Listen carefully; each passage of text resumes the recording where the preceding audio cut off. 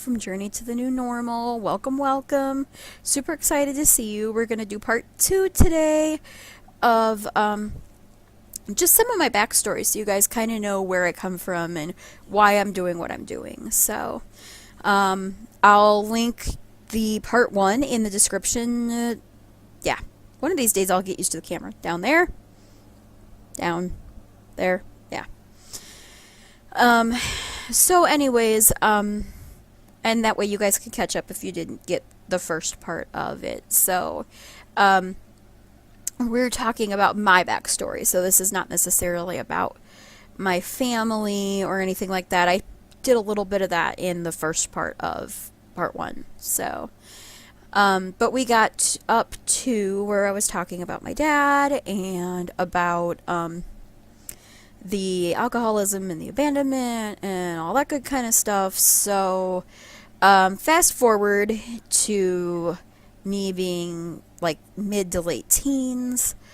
I'm not going to say a lot. I'm going to be very vague about this, and I'm doing that for a very important reason. The people themselves, it doesn't really matter. It's the principle of what it is that I'm trying to get out, and I'm trying to protect the people that were involved for what it's worth. So, but I was young, and I had had a lot of trouble with boys in school. And honestly, a lot of that was because I was, at the very least, I will say that I didn't understand a lot of the ways of the world. Sometimes we joke in our family about, like, you know, my husband would joke with him about the fact that he has a lot of Asperger's symptoms, like, and they were actually looking at getting him diagnosed with whatever, figuring out what exactly that all meant. We had talked about having that done with myself as well, because there are a lot of things that just didn't add up growing up. Back in the day, it was really hard to get, you know, like any kind of actual diagnosis. I right now have an ADHD. Well, technically they say ADD, but everything's ADHD now. So, but I have an ADD diagnosis. So that is one of the things that I know kind of shaped who I was growing up. I know that there was a lot of fear of abandonment, and still to this day I'm working through that. It's easier now because obviously I'm in a more stable environment and I'm older, and I understand that, you know, things aren't going to happen the way they did, and that was just you know, particular instances. I can remember growing up, I was in junior high, and I had a very, very, very close friend of mine. Basically, it was a situation where, and looking back at it now, I kind of think that maybe, well, I'm not going to say I was wrong. I was wrong for what happened, but that isn't why the next part happened. So, it was basically teenage stuff where, you know, a friend of mine was over and we were talking about this guy, and so she's like, well, here, let me call him and I'll ask him about you and whatever, you know, teenage stuff. And so I was listening on the other line, and he said that if he wasn't with this one chick, he'd end up being with me, and then they split up, and then he got with somebody else, and then, like, he came over to my house one day and was like, I can't be your friend anymore. And I'm like, oh gee, thanks, because we were like really, really good friends. And that's something that, like, it shaped my life, because it made me not able, it was like, okay, you of all people, I thought that, you know, we would never not be friends, and then for you to just walk up here and say I can't be friends with you anymore because my girlfriend doesn't think it would be a good idea, that, you know, that bothered me. And it was things like that, things like hearing when I was, you know, talking to some people, that some of the guys that, you know, everybody said, oh, they'd never, they're having trouble finding girlfriends. Surely they'll hook up with you. They're younger than you, whatever, blah, blah, blah. And hearing them say things like, I wouldn't go out with her, if she was the last girl on earth and whatever. So those kinds of things shape your life. They shape how you feel about things. They shape how you look at things. And so I ended up feeling like I was going to be alone the rest of my life. And so I got involved with a person that I probably knew better than getting involved with. And I said I would marry them. And even though things felt very wrong for me to do this, I looked at it like I have a guaranteed somebody or I can live alone the rest of my life. And so I got involved in that situation, and it was not the best situation. I will say that there was some emotional, there was some mental abuse.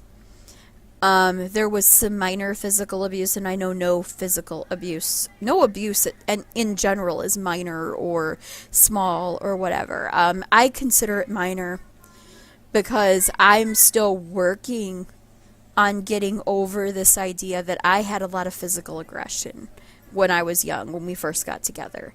And I was the one that was physically aggressive at first. And I was the one who did a lot of that stuff. And, he could have left and he didn't. And he could have walked away and he didn't. He could have tried to get me help and he didn't. He just took it. He didn't say anything to anybody. He didn't do anything to anybody. Or, ask for help or, whatever. And so as I grew up, I began to think, well, I did it to him, so I would be like, how would that be if, oh, you can dish it out, but you can't take it? And so I stayed for a very long time. I was in a relationship for 14 years, married for 12. And it was just really not a good situation at all. I was broken a lot, emotionally, mentally, I just couldn't. One of the things that I have learned through all of this, let me see, okay, good, we still got time, is that, we teach people how to treat us. And one of the things that kind of sticks out in my mind, when I say that, I hear people say, well, it wasn't your fault, and, you can't blame yourself about this, and whatever. And the truth of the matter is I'm not blaming myself. It has nothing to do with who's to blame. It has to do with the fact that I walked into a relationship broken. And because I was broken, the lies and the ideas that I believed about myself, about what I was worth, those were handed to him on a silver platter to use against me. It was like, he didn't have to knock me down. I was already down. All he had to do was keep me there. He was using my own words, my own ideas, my own thoughts, my own everything that I was about me. He was using that against me. And as I sit here and I think about that, and I think about how, we talk about we teach people how to treat us. But what happens when you're so young that you don't understand and you grab these ideas because things happened in your life and you don't understand how to process them? That's not your fault. That's not something that you can just go, oh, well, you should have done better because you didn't know any better. And as much as I hate the phrase, when you know better, you do better, because I think that better is different for each person. And sometimes you might say, oh, well, you know better, now you won't do that. But what if you don't realize that that's what's best for me? And you think that what I'm doing is wrong, but it's really not. That's one of those, there's certain things that you can say that on, but that's not everything. I know that people say that a lot when it comes to raising children, but I also know that not every child can handle the same kind of discipline or can do the same kind of stuff. And so, there's arguments I have with that. And one day I'll get into that in a vlog, but that's not today. That's for another day. But as you learn more about the world, you learn more about yourself, you realize that every human being, I don't care who you are, is worthy of love, of respect, of appreciation, of being able to live a life that they love. And like that's the thing, like I know so many people who come to adulthood with this idea of, well, I'm not good enough to have what I love, I just have to have what I get. Like I get what I need, and that's all that's all I need. So, if you're happy with what you need and that's all you need and you're happy with that, then great. Awesome. Keep up the work. Keep doing what you're doing because you're happy. But if you want more, if deep down inside somewhere there is something screaming at you that I want more, I have more to give, I want to give more to the world, I want to leave a legacy, there's all these different reasons why we want things, okay? If that's you, then you have that right to do that. You have that right to follow that desire, to chase that dream, and to get what you want. When I finally left the situation, and I'm writing a book about all of this, so when the book is out, you guys will know, and you'll be able to read in detail all the lessons that got me to the point that I'm at today. Because if you would have asked me 7.5, 8 years ago that if I thought I would be in this place, I would have laughed at you. But when you start to realize that there is more to life and that you can have more and that it's okay, you're also probably going to have that voice inside that's going to tell you, you know what, this person can have that because they're worth that, but you're not. You did X, Y, Z, A, B, C, and 1, 2, 3, and that means you really kind of don't deserve this. That is a lie. That is a lie.